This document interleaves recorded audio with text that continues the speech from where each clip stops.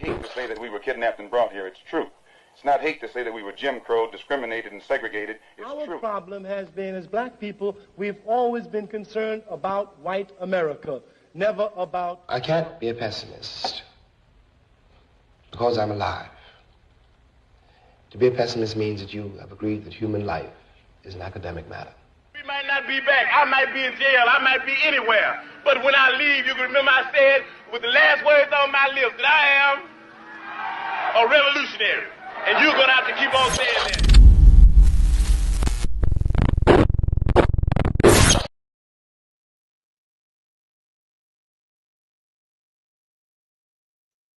Thank you for tapping in. It's your man, Brian HRap B. Williams, tapping in once again. It's Monday. Good morning, good afternoon, good night, good evening, whatever time it is. I need you to tap in and hit that like, hit that share. Y'all know what I asked you to do. It is time to get it go down. Happy Black History Month. Happy holidays. Happy everything that has something to do with us. We are going to take over this universe one day at a time, 1 hour at a time, 20 minutes at a time, because it's a few minutes with HRap. I know I'm multitasking. It's a one-man production, so that's what you have to do. But with that being said, thank you. You always, as you know, every day I tell you, Monday through Friday, I tell you, tap in and watch on via the link if you got that. Or I want you to go to www.theendofthebench.com, www.theendofthebench.com, and that place. The reason I want you to go there, that you can watch it there, and you give me a little support on my website. It's important. And then I also want you to do this. Every day, I give a little Black history. It is from today. It's from One Mic History, ONEMIC History. It's a guy by the name of Country Boy. He puts together excellent work. I show a portion of his work. You can catch the work in its entirety on my website, where you can watch the video today. It's going to be about what you don't know about Medgar Wiley Evers. A lot of people heard of him being assassinated. You don't know what he did. You just, he was part of the civil rights movement. Yes, he was. But you need to know about who he is so you can understand what he did and how he did it and what drove him to do it. These are the things that are important. It's easy to be a person in history for civil rights, and he's one of the great elders. But what did he do? How did he do it? And why was he stopped?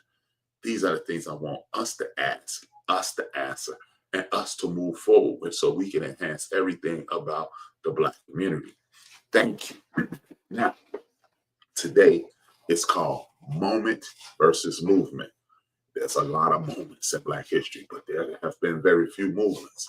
The reason we have a lot of moments is because we fill ourselves with anger.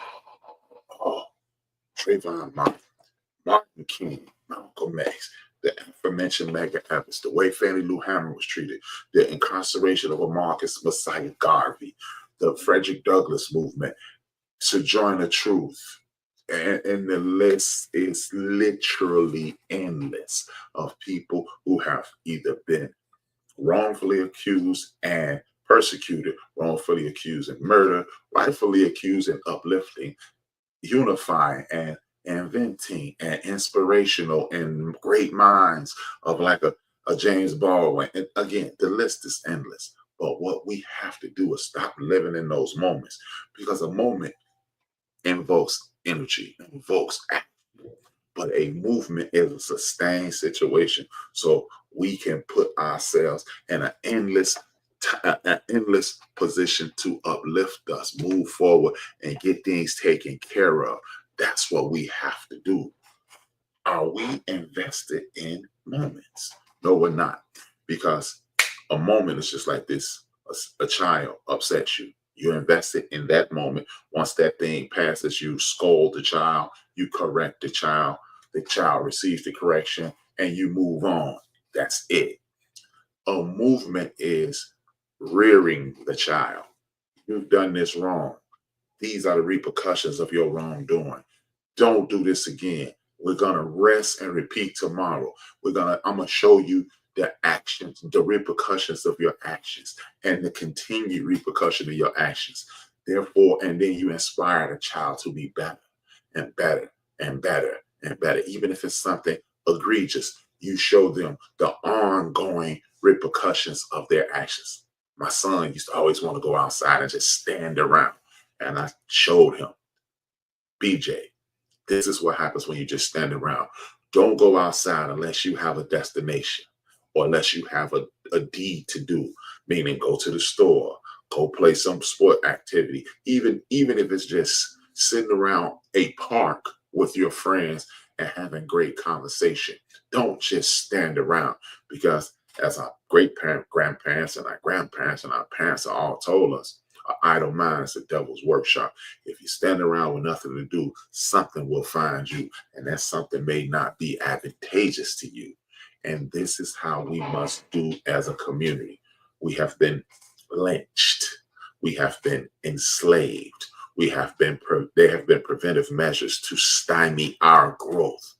We must know these things. These things must anger us. This is why I support the creation of movies that highlight oppression, enslavement, and other things, because the moment you relax, when you're in the midst of a fight, that's when you lose. If you ever watch a boxer training, they continue to say, always, the first thing they say is always protect yourself. The most vulnerable portion of your body in a boxing match is your chin.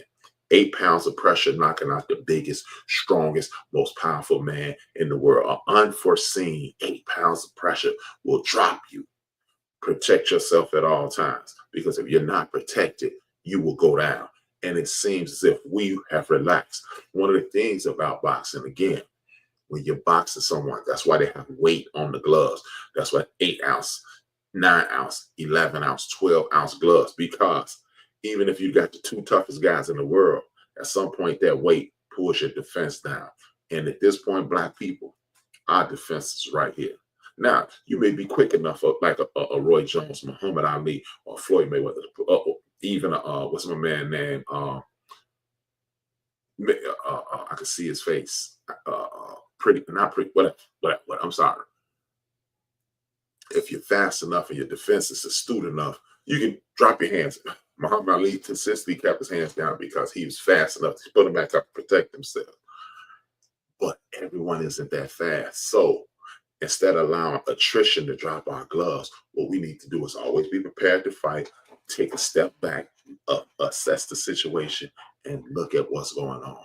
What's going on is the United States of America's federal government, the people who are in charge of this entity, are attempting to strip us of everything our ancestors worked for. Our ancestors like Frederick Douglass, who taught us how to who taught us how to fight for our rights.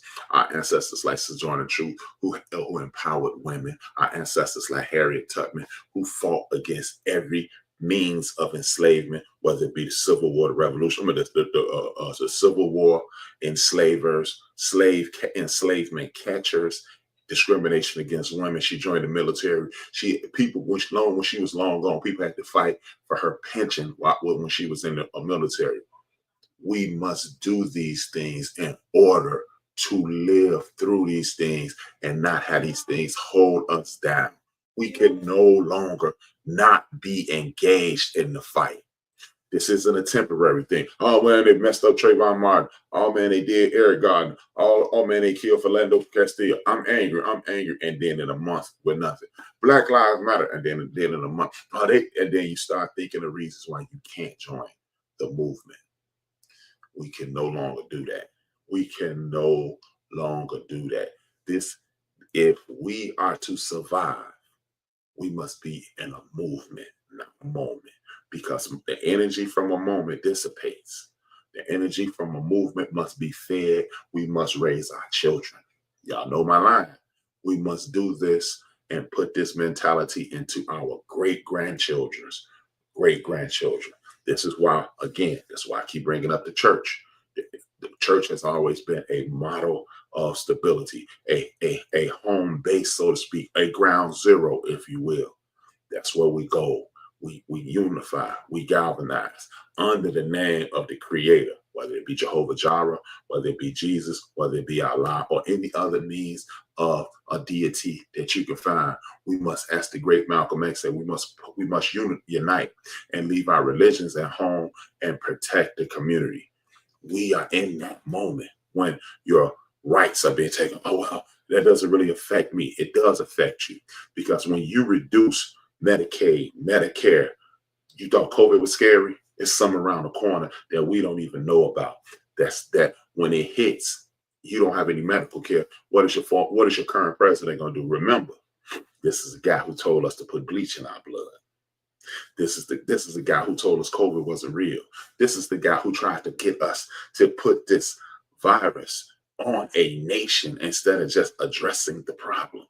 This is what we're up against. This is the ignorance that we're fighting against. You have Elon Musk. Well, look at this money that we sent over there. If you're going to open up the books and tell about monies that are being misplaced, don't tell me about page 3. I need to know about the preface all the way back to the table of contents. That's what I need to do. Don't tell me about my mother didn't do this on June 15th. Tell me about January 1st through June 14th, and then the 16th through the 31st. I don't want to hear about one day that somebody or some entity didn't do well. Because, Mr. Musk, since you want to talk about what's happening, or when they gave money to the LGBTQIE in Jamaica, what's that money for? The same monies that are being sent to white nationalists in the country of South Africa, because they took land from people. They colonized the land, and now those people are rising up and taking their land back. And you and the current president want to afford them safe passage back to the United States of America. Are you talking about that? No, you're not. See, this is why we must highly educate ourselves on everything. Everything. We must understand our civic duties. We must pour this into our children so they know you are constantly in a fight. You're not in a fight sometimes. You're not in a fight most of the times. You're in a fight to the death. You've heard since what they call it, time immemorial, the South will rise again. Well, ladies and gentlemen, brothers and sisters, the South is attempting to rise right now. You've heard, and that could never happen. Yes, it can. Yes, it can. It can, and it is happening. So if you don't want to go back to 1805, we need to stand up and keep ourselves well informed in 2025. Now, I'm going to show you the video about Mega Wiley Evans. It's only a portion of the video, as always. It's starting off in the middle of the story. I want you to go to One Mic History or go to www.endofthebench.com. Watch it in its entirety. Share with friends and family members and uplift ourselves. Watch this video, a portion of this video. I'll be back shortly. Thank you for watching. I'll be right back.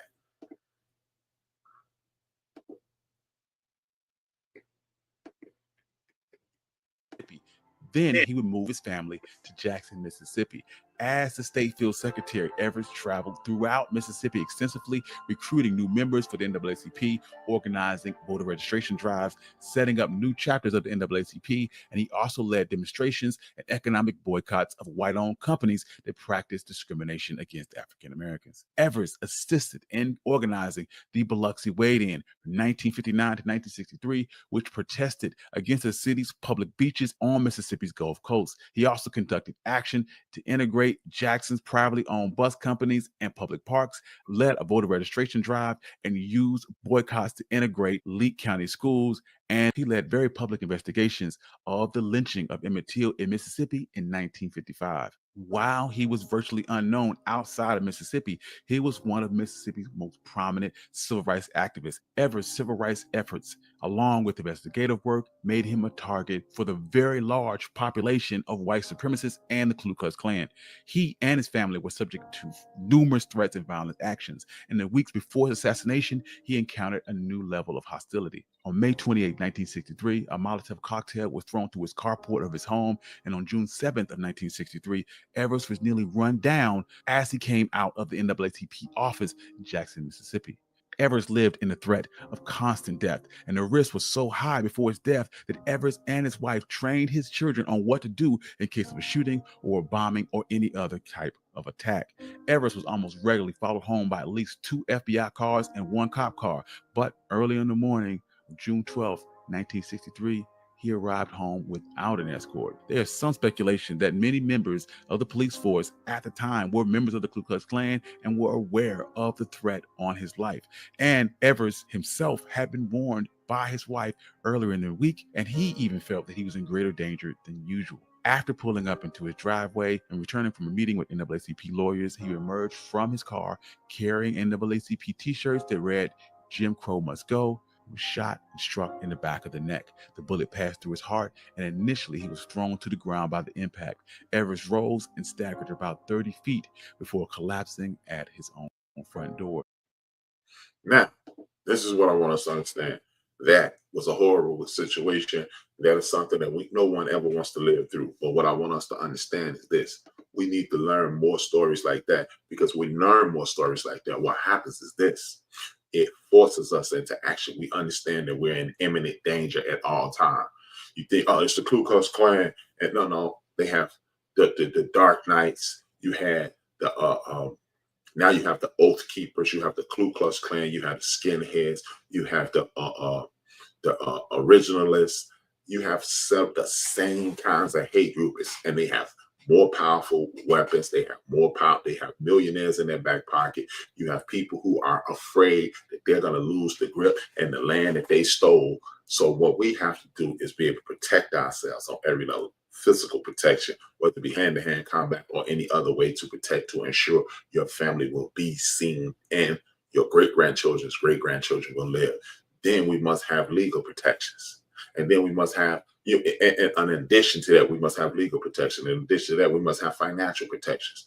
There are certain things that we can always make sure we do. Now, we grew up in 2 different worlds. Our great-grandparents and our grandparents and our parents grew up in one world where we go look at the news, whether it be the radio, audio, and then the television became visual. That's why Martin King and Malcolm X were so effective, because they used the TV and people like Walter Cronkite to disseminate the information, and it was somewhat trustworthy. Then we looked into it, and it was spread throughout our communities.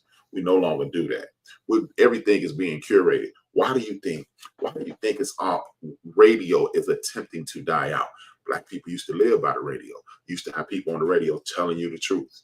The public defender, a Chicago Defender here, one of the black-owned newspapers that still stands to this day, were telling people the truth, and then people would have conversation. Now everything is curated. I got my own playlist. I have earbuds. I don't have conversation. The art of conversation has died.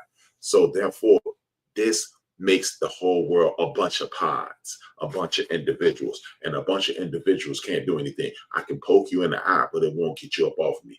I can poke you with 2 fingers, but it won't get you up off me. But if I use all of these digits and make a fist, you will back up off me. Or I can defend myself in any way, shape, form, or fashion, using things like a chop or something of that nature. But what we have to do is use the tools that are in front of us. We must realize that, yeah, you're getting information. I get my information from YouTube. Yeah, but it's only 10 things that you're watching. You might hit a rap video. You might hit an R&B video. You might hit CNN and other things. And then you'll get 10 other things that you didn't ask for. You'll be inundated by things. You're being programmed. That's why it's called television program. That's why they use a fancy word like algorithm, because you're curating things that only things that you're interested in. But in order to be a well-rounded individual, you must understand HRap, and HRap must understand Mo, and Mo must understand Big Illinois, and Big Illinois must understand Keith, and Keith must understand Mark, and Mark must understand Ron, and then it's back to me, and then we go this way, and we all continue to learn, uplift, and empower. We can no longer wait on people. This is why I ask you, hit like, hit share, tell a friend, because you know what? I don't need you to agree with me. What I need you to do is hear what I'm saying. It sparks an idea. Even if you say he's totally wrong, then what you do It's prove me to be wrong. And you go in the comments and say, you're wrong because of this. And I'll engage in you. And either you will influence me to be better, or I'll influence you to assist me in uplifting our people. It's a win-win. It's a win because you helped me, or it's a win because I helped you. Either way, we're winning. Until we get there, we will continue to lose. You can be a Christian, you can be a Muslim, but at the end of the day, before you announce who your Lord and Savior was, you were black. You were black. So let's come together as brothers. And then once we make sure everybody in the community is making $350,000 a year, living in the exact home they want, driving the exact car that they want, having the exact amount of money in their bank account they want, then we can start arguing and debating about who's right in regards to their deity. Up until including that moment, let's work on making the community better, because if the community's safe, it doesn't make a difference who I pray to and who you pray to, because you're praying again. When you pray, that's your own individual relationship with your Lord and Savior, or your Creator. It has nothing to do with me. Who you love has nothing to do with me. I love my family. I love my lady. You love your man. And that's it. You don't have to explain it to me. But you know what you do have to do? It's ensure that everything that's attacking me does not attack you. Because if it attacks you, it'll destroy you, and then I'm next. But guess what? Together we can fight it off. Now, there's how do we start this fight? We are behind the 8 ball. There are tiers to a fight and a revolution. You have the sage great-grandparent, and then you have the grandparent. The sage grandparent is talking to the great-grandparent is talking to the grandparent, saying, hey, we need to get these people in order, and this is what we need to do. The grandparent tells me, the middle-aged man, you know what? This is what's going on. And you need to fix that. And then I tell my son and his friends and their friends, and they go into action. The great-grandparent is now in the grandparent position. The grandparent position is now in the middle-aged position. And I have to start with the fight. I have to be a drill sergeant to the young people around me, not yelling, screaming, and denigrating, but inspiring, informing, and invoking pride. That's how we get this done. Be angry, but do something with that anger. We must. We have no options. We must unite. We must galvanize. When you unite, you come together. You immobilize. Then you organize. And then you fight. And the fight does not only mean with a firearm or acts of violence. A fight is teaching our children. I don't care if you are the worst student in math in the history of the world. You can no longer get an F. You have to get at a minimum. If your very best is a C, get the C. And guess what? When you get the C, the B is next door, and so forth and so on. That's how, if myself, I'm a poor speller, I need to get better. We need to read comic books. If you only like reading comic books, I need you to buy your child a stack this high. If you only like sports, get a stack of books about sports that high. That information will spark things. And when you spark something, that yearn to learning will get enhanced. And once it's enhanced, it's over. Every community, every neighborhood needs a doctor in it. Every neighborhood needs a lawyer in it. Every neighborhood needs an accountant in it. Every neighborhood needs something that will be beneficial, a grocery store in it. And we can do these things. We can do these things. Last but not least, how do you fund a revolution?